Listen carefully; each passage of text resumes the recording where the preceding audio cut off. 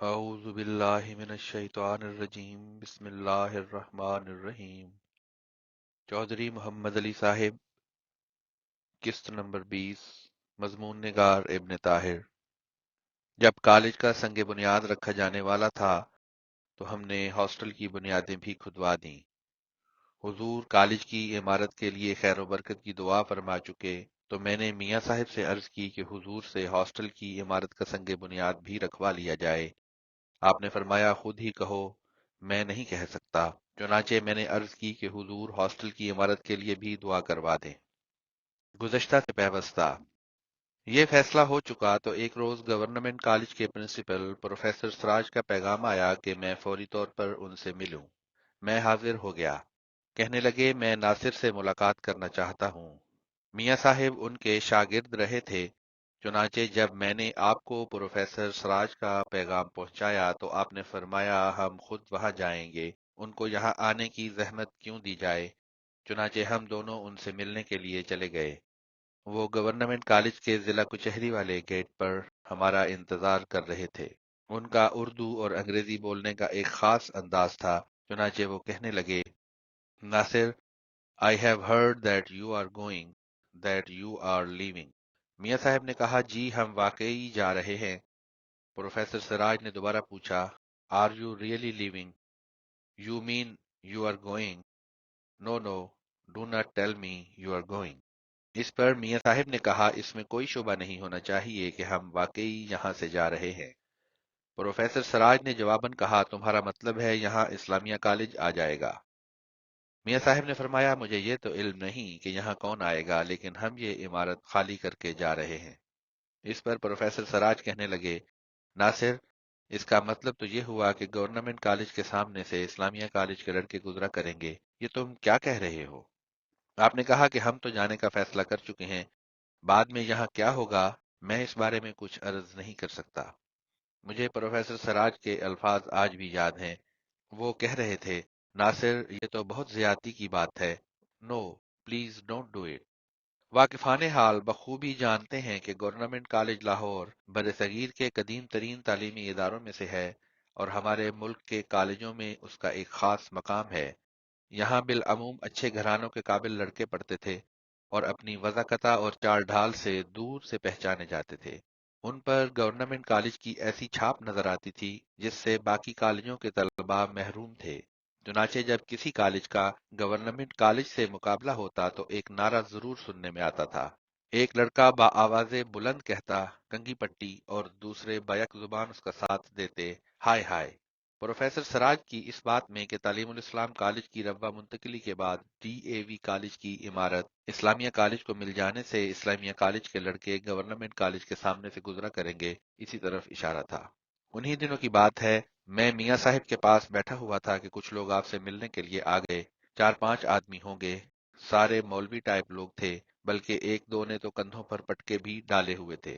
السلام علیکم وعلیکم السلام کے بعد انہوں نے اپنا تعارف کراتے ہوئے کہا کہ انہوں نے 1953 کے فسادات میں حصہ لیا تھا اور فلاں جیل میں بھی رہے، اور یہ کہ اگر دوبارہ ایسا موقع پیدا ہوا تو بھی ان کا طرز عمل شاید پہلے سے مختلف نہ ہو۔ اس تمہید کے بعد انہوں نے کہا ہم آپ کے پاس ایک درخواست لے کر آئے ہیں۔ کہا فرمائیں۔ جواب آیا کہ آپ کالج یہاں سے نہ لے کر جائیں، ہم اپنے بچے یہاں پڑھانا چاہتے ہیں۔ میاں صاحب نے فرمایا کہ آپ اس سے زیادہ کالج کو خراج تحسین پیش نہیں کر سکتے۔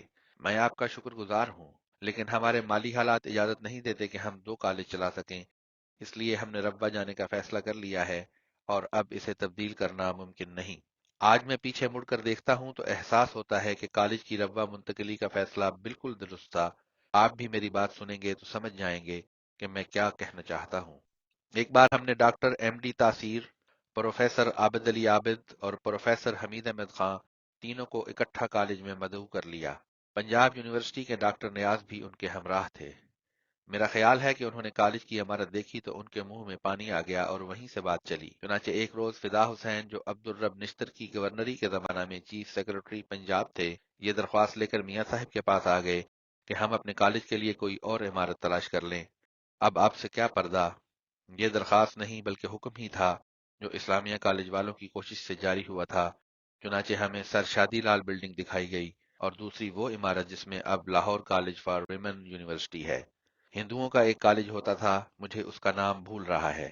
ہمیں وہ عمارت بھی دکھائی گئی۔ میں سمجھتا ہوں کہ اگر ہم اس وقت روا منتقل نہ ہونے کا فیصلہ کر لیتے اور لاہور ہی میں رہتے تو کسی بھی وقت ڈی اے وی کالج کی عمارت سے بے دخل کر دیے جاتے اور پھر نہ جانے کہاں کہاں در بدر ہوتے۔ تعلیم الاسلام کالج روا کی تعمیر۔ تعلیم الاسلام کالج کی لاہور سے روا منتقلی کا فیصلہ تو ہو گیا، لیکن اس فیصلہ پر اس وقت تک عمل درآمد ممکن نہ تھا جب تک روا میں کالج کی اپنی عمارت تعمیر نہ ہو جائے۔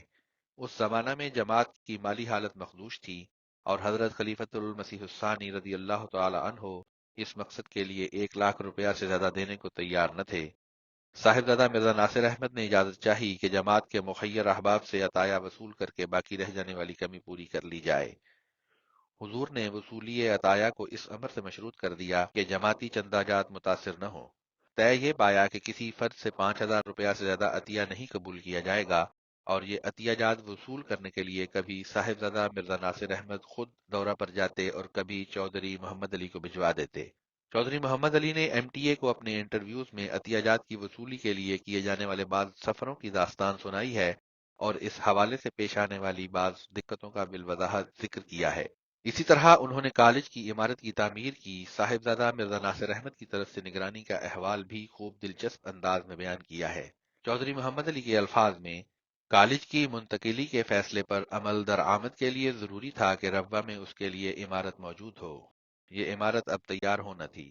حضرت خلیفۃ المسیح الثانی رضی اللہ تعالی عنہ نے فرمایا تھا کہ اس کام کے لیے میرے پاس صرف 1 لاکھ روپیہ ہے۔ ایسا نہ ہو کہ آپ لمبا چوڑا نقشہ بنا لیں اور یہ روپیہ بنیادوں پر ہی صرف ہو جائے، لہذا اس رقم میں جتنے کمرے بن سکتے ہیں بنا لیں اور کالج شروع کر دیں۔ حضرت صاحبزادہ مرزا ناصر احمد نے عرض کی کہ حضور، اگر ہم عطایہ لینا چاہیں تو کیا اس کی اجازت ہوگی؟ فرمایا، آپ عطایہ لے سکتے ہیں بشرطے کہ دوسرے چندے متاثر نہ ہوں۔ جب کالج کا سنگ بنیاد رکھا جانے والا تھا تو ہم نے ہاسٹل کی بنیادیں بھی کھدوا دیں۔ حضور کالج کی عمارت کے لیے خیر و برکت کی دعا فرما چکے تو میں نے میاں صاحب سے عرض کی کہ حضور سے ہاسٹل کی عمارت کا سنگ بنیاد بھی رکھوا لیا جائے۔ آپ نے فرمایا، خود ہی کہو، میں نہیں کہہ سکتا۔ چنانچہ میں نے عرض کی کہ حضور ہاسٹل کی عمارت کے لیے بھی دعا کروا دیں۔ اس پر حضور نے اپنی اینک ذرا سی سرکا کر میری طرف دیکھا، مسکرائے اور پھر کچھ کہے بغیر دعا کروا دی۔ آپ یہ سن کر حیران ہوں گے کہ اخراجات میں بچت کے خیال سے میاں صاحب نے اپنا بھٹا ڈلوایا۔ منشی محمد صدیق نامی ایک بزرگ تھے جو اس بھٹے کے جملہ انتظامات کے ذمہ دار بنائے گئے، اور قاضی محمد اسلم کے ایک قریبی رشتہ دار قاضی محمد رفیق جو لاہور کالج آف آرٹس میں پروفیسر تھے نے اس کا نقشہ تیار کیا۔ شروع میں تو میاں صاحب خود ہی سارے معاملات دیکھ رہے تھے، لیکن بعد میں آپ نے مجھے بھی روا بلوا لیا۔ کبھی کبھی آپ چودھری غلام حسین اوورسیئر کے چھوٹے بھائی چودھری غلام حیدر کو بھی طلب کر لیا کرتے تھے۔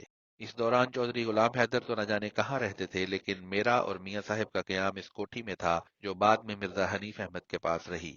میری چارپائی میاں صاحب کی چارپائی کے برابر بچھی ہوتی تھی، اور یہ ہدایت تھی کہ صبح اٹھو تو سب سے پہلے سوٹی سے اپنے جوتے کو اچھی طرح الٹ پلٹ لو، تاکہ اگر کوئی بچھو یا کوئی اور زہریلا کیڑا اندر چھپا بیٹھا ہو تو اس کے گردن سے محفوظ رہا جا سکے۔ بجلی نہیں ہوتی تھی۔ لال دین مددگار کارکن ہمارے پاس ہوتے تھے۔ مجھے نہیں پتا کہ میاں صاحب کس وقت سوتے تھے، کیونکہ جب وہ تشریف لاتے تو ہم سو چکے ہوتے تھے، اور جب ہم جاگتے تو اس وقت وہ بستر پر نہیں ہوتے تھے۔ اس گھر میں لمبی گردن والی بڑی بڑی 2 بطخیں تھیں۔ وہ فجر کی اذان کے ساتھ ہی ہمارے پاؤں پر ٹھونگے مارنے لگ جاتی اور اس وقت تک پیچھا نہ چھوڑتی جب تک ہم اٹھ نہ جاتے۔ صبح کا ناشتہ میاں صاحب کالج میں کرتے تھے۔ ناشتہ کیا ہوتا تھا؟ محض چائے کا 1 کپ۔ میں نے ان کو کبھی کچھ کھاتے نہیں دیکھا۔ دوپہر کو دال کے ساتھ 1 روٹی کھاتے تھے۔ اس وقت لنگر خانہ بیت مبارک کے پاس ہی تھا۔ حضرت قاضی محمد عبداللہ یا شاید حکیم فضل الرحمان اس کے انچارج تھے۔ میں نے 3 4 دن تو وہاں کھانا کھایا، لیکن پھر مہند ہوٹل، جس کا نام میں نے ہوٹل ڈی مونڈے رکھ چھوڑا تھا، سے کھانا شروع کر دیا۔ ایک بار شیخ محمد امین جو سائیکالوجی میں ایم اے تھے اور اسی وجہ سے ہمارے پرانے دوست تھے، روا آ گئے۔ ان سے تعلقات کا ایک سبب گورنمنٹ کالج لاہور والے پروفیسر سعید اللہ بھی تھے۔ شیخ امین متمول آدمی تھے، اس لیے میں کچھ پریشان سا تھا کہ انہیں کھانا کہاں کھلایا جائے۔ یہاں ایک بابا یوسف ہوتے تھے۔ زمانہ قادیان میں وہ کلاکند تیار کرتے تھے۔ یہ کلاکند انتہائی لذیذ ہوتی، چنانچہ یار لوگوں نے ان کا نام یوسف کلاکند رکھ چھوڑا تھا۔ وہ روا آ کر کبابوں کی ریڑھی لگانے لگے تھے۔ فلاسفر صاحب نے جن کا ذکر پہلے گزر چکا ہے ان سے ایک معاہدہ کر رکھا تھا، جس کے مطابق یوسف کلاکند ایک مخصوص رقم کی یکمشت وصولی کے بعد فلاسفر صاحب کو ان کی باقی ماندہ زندگی کے لیے روزانہ کلاکند کی ایک مخصوص مقدار مہیا کرنے کے مکلف ہو گئے تھے۔ فلاسفر صاحب کی عمر لمبی ہو گئی، آخر میں انہوں نے کلاکند کھانا بھی چھوڑ دی، لیکن محلے کے بچوں کو کسی طرح اس معاہدہ کا علم ہو گیا، چنانچہ وہ اکٹھے ہو کر انہیں چاروں طرف سے گھیر لیتے، ان کے کپڑے کھینچتے اور کہتے، کڈ کلاکند، کڈ کلاکند۔ یوسف کلاکند اس معاہدہ کے پیش نظر کچھ کلاکند ہمیشہ بچا کر رکھتے تھے، چنانچہ وہ بچوں میں کلاکند تقسیم کرتے جاتے اور ساتھ ساتھ فلاسفر صاحب کو برا بھلا بھی کہتے جاتے، مردہ بھی نہیں، پچھو بھی نہیں لیندا۔ یہ ایک عجیب نظارہ ہوتا تھا۔ فلاسفر صاحب کا ذکر درمیان میں آنے کی وجہ سے اصل بات بیچ ہی میں رہ گئی۔ میں عرض کر رہا تھا کہ شیخ امین ربا آئے تو ہم دونوں یوسف کلاکند کے پاس چلے گئے اور پوچھا، بابا جی کباب ہیں؟ کہنے لگے جی ہیں۔ پھر اچانک کہنے لگے کہ کباب نہیں ہے۔ شیخ صاحب متعجب ہوئے اور پوچھنے لگے، بابا جی ابھی آپ نے کہا تھا کباب ہیں اور اب آپ کہہ رہے ہیں کہ نہیں ہیں، یہ کیا قصہ ہے؟ انہوں نے جواباً کہا، پرات میں قیمہ پڑا ہوا ہے لیکن کل کا ہے، میں نے اسے برف میں تو رکھا ہے لیکن موسم شدید گرم ہے، ڈرتا ہوں خراب نہ ہو گیا ہو۔ اگر تو بات صرف چودھری محمد علی کی ہوتی تو میں کباب بنا کر دے دیتا، لیکن آپ نہ جانے کہاں سے تشریف لائے ہیں، میں آپ کو کسی امتحان میں نہیں ڈال سکتا۔ کہنے لگے، بابا جی آپ نے کاروبار کا جو انداز اپنا رکھا ہے مجھے حیرت ہوتی ہے، آپ کھاتے کہاں سے ہیں؟ کہنے لگے کہ آپ اس بات کو نہیں سمجھ سکتے، ہماری بھوک پیاس کی بات نہ کریں، ہم ایک دن اپنے یوسف کو دیکھ لیتے ہیں تو ہمارے 7 دن یوں گزر جاتے ہیں۔ جب کالج کی تعمیر شروع ہوئی تو یہ ایک چٹیل میدان تھا جس میں رویدگی کا نام و نشان تک نہ تھا۔ حقیقت یہ ہے کہ اس وقت پورے ربوہ میں سوائے کیکر کے اس درخت کے جو ریلوے اسٹیشن کے پاس تھا، یا پھر اس ایک درخت کے جو احمد نگر جاتے ہوئے پرانے لاری اڈا کے قریب سڑک کے کنارے تھا، کوئی اور درخت تھا ہی نہیں۔ اگر اسٹیشن پر کھڑے ہوں تو تاحد نگاہ لکودک صحرا تھا اور ریل 2 میل دور سے ہی نظر آ جاتی تھی۔ جب پیسے ختم ہونے کو آ جاتے تو عطایا جمع کرنے کے لیے کبھی میاں صاحب خود دورے پر چلے جاتے اور کبھی مجھے بھیج دیتے۔ 2 4 بار ہمیں اکٹھے جانے کا اتفاق بھی ہوا۔ جب ہم ملک صاحب خان نون کے پاس گئے اور انہیں بتایا کہ حضرت خلیفۃ المسیح ثانی رضی اللہ تعالی عنہ نے عطایا جمع کرنے کی اجازت دے دی ہے، تو انہوں نے اتنا موقع بھی نہیں دیا کہ ان سے عطیہ کے لیے درخواست کی جاتی اور از خود پوچھنے لگے کہ میاں صاحب کتنے پیسے چاہیے۔ اس وقت طے یہ تھا کہ 5,000 روپے سے کم کا عطیہ قبول نہیں کیا جائے گا اور 5,000 روپے سے زیادہ رقم بھی نہیں لی جائے گی۔ چنانچہ جب میاں صاحب نے کہا کہ 5,000 روپیہ عنایت فرما دیں تو انہوں نے کہا بس، اور فوراً 5,000 روپیہ نکال کر ہمیں دے دیا۔ ایک بار جب میں عطیات کی مہم کے سلسلہ میں لاہور سے بیمار ہو کر واپس آیا تو میرے لیے ایک چھتری خریدی گئی۔ مجھے اس سفر کی داستان کبھی نہیں بھولتی، اور بوجوہ یہ چھتری بھی ہمیشہ یاد رہتی ہے۔ ان دنوں ہڑتال تھی، یا شاید کسی اور وجہ سے بسیں سیدھی لاہور نہیں جا رہی تھیں، بلکہ فیصل آباد، جسے اس وقت لائل پور کہتے تھے، سے ہو کر جاتی تھیں۔ کچہری بازار کے باہر بسوں کا اڈا تھا۔ مجھے یاد ہے ڈیزل گاڑیاں نئی نئی آئی تھیں اور ان کے انجن سے دھواں نکلتا تھا۔ انجن سخت گرم ہو جاتا، چنانچہ کوئی سواری برضا و رغبت اس کے پاس بیٹھنا پسند نہیں کرتی تھی۔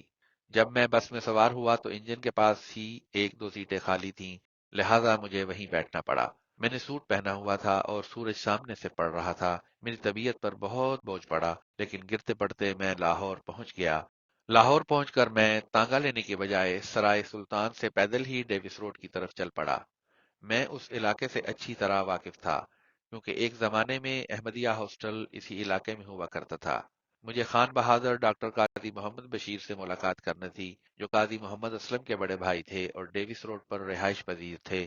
ان کے متعلق مشہور تھا کہ وہ جماعت چھوڑ چکے ہیں، حالانکہ اللہ کے فضل سے وہ مخلص احمدی تھے۔ بدقسمتی سے ہم لوگ بعض دفعہ ناکافی معلومات کی بنیاد پر عجلت میں کوئی رائے قائم کر لیتے ہیں اور پھر اس پر ڈٹ جاتے ہیں۔ ڈاکٹر صاحب کے متعلق یہ تاثر بھی ایسی ہی کسی وجہ سے قائم تھا۔ خیر، میں ڈرتے ڈرتے ان کے پاس گیا۔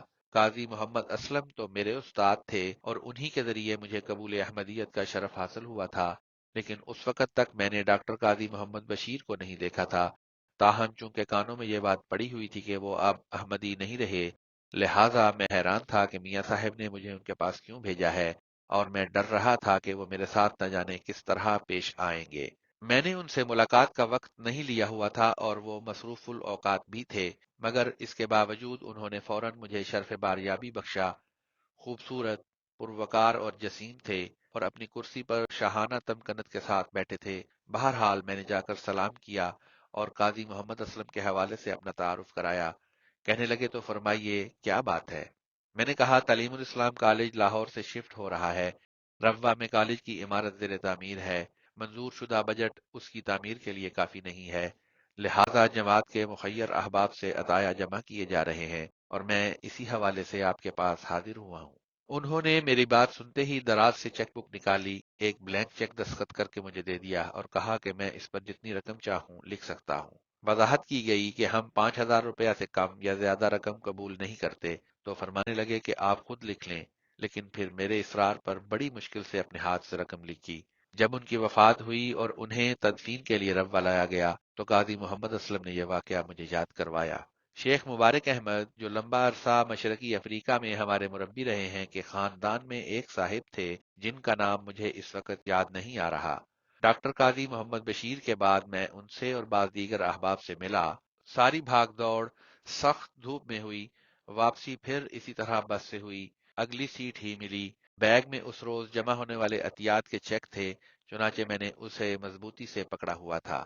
ایک طرف ان چیکوں کی فکر اور اوپر سے سفر کی تھکان، چنانچہ جب بس فیصل آباد پہنچی اور میں نیچے اترا تو میرا سر چکرا رہا تھا۔ کچہری بازار میں ایک ڈاکٹر ممتاز ہوا کرتے تھے۔ ان کی کچھ عرصہ روا میں بھی اینکوں کی دکان رہی، لیکن بعد میں وہ پکے پکے فیصل آباد منتقل ہو گئے تھے۔ وہ ہمارے معروف سرجن ڈاکٹر وسیم کے والد تھے۔ ان کے ساتھ قادیان کے زمانے سے تعلقات تھے، چنانچہ میں سیدھا ان کے پاس چلا گیا اور مختصر طور پر اپنی کیفیت بتانے کے بعد درخواست کی کہ کسی ڈاکٹر کو بلا کر مجھے دکھا دیں۔ وہاں تو کوئی ڈاکٹر نہ آ سکا، البتہ وہ مجھے فوج کے ایک ریٹائرڈ ڈاکٹر کے پاس لے گئے۔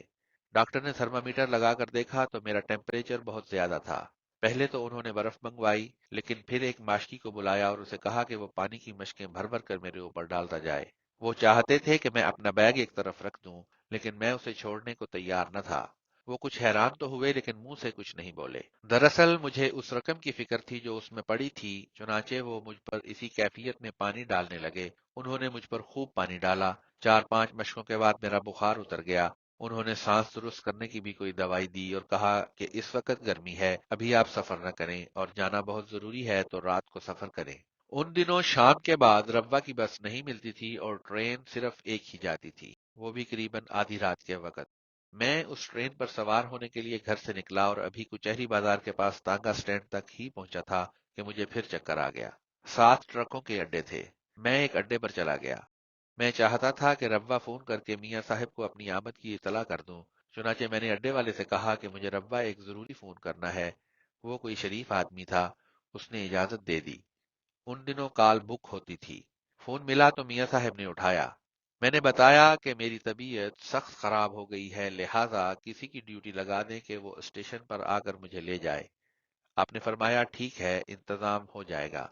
میں باڑی انڈس میں بیٹھا تو کیا دیکھتا ہوں کہ ہر طرف میاں والی کے پٹھان ہی پٹھان ہیں۔ خوف بھی آیا کہ میرے پاس پیسے ہیں، کوئی گڑبڑ ہی نہ ہو جائے، لیکن اللہ تعالیٰ نے ہر طرح کے حادثات سے محفوظ رکھا۔ میں نے ان سے کہا کہ میں نے روا اترنا ہے لیکن میں بیمار ہوں، لہذا آپ ٹرین سے اترنے میں میری مدد کریں۔ انہیں معلوم نہیں تھا کہ روا کہاں ہے۔ میں نے بتایا کہ دریا پار کرتے ہی پہلا اسٹیشن روا کا ہے۔ اگر میں خود نہ اتر سکوں تو آپ مجھے مل جل کر اتار دیں۔ جب میں روا پہنچا تو ہو کا عالم تھا اور مجھے لینے کے لیے کوئی شخص موجود نہ تھا۔ پلیٹ فارم پر ایک بینچ پڑا تھا، میں اس پر بیٹھ گیا اور کچھ دیر انتظار کیا، لیکن جب کوئی نہ آیا تو میں نے ریل کی پٹڑی پر چلنا شروع کر دیا۔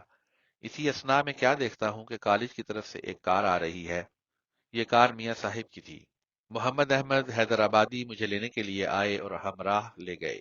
بعد میں پتا چلا کہ یہ کوئی معمولی بخار نہ تھا بلکہ سن سٹروک تھا۔ اس کا علاج معالجہ شروع ہوا۔ ڈاکٹر حشمت اللہ کے صاحبزادے ڈاکٹر محمد احمد نے میرا علاج کیا۔ جب احباب کو میرے سن سٹروک کا علم ہوا تو میرے لیے ایک چھتری خریدی گئی۔ میاں صاحب خود تو شدید دھوپ میں بعض اوقات ننگے سر بھی مزدوروں کے درمیان کھڑے رہتے، لیکن میرے ہاتھ میں ہمیشہ چھتری ہوتی۔ اس چھتری پر بہت اعتراضات ہوئے۔ سید محمود عالم بہاری صدر انجمن احمدیہ کے آڈیٹر تھے۔ انہوں نے اعتراض لگا دیا کہ تعمیر فنڈ سے چھتری نہیں خریدی جا سکتی۔ غرض ایک دلچسپ صورتحال پیدا ہو گئی اور بڑی مشکل سے 2-4 روپے کا بل پاس ہوا۔ اس زمانے میں لاہور میں میری رہائش میڈیکل کالج سے ملحق ایک بالا خانے میں تھی۔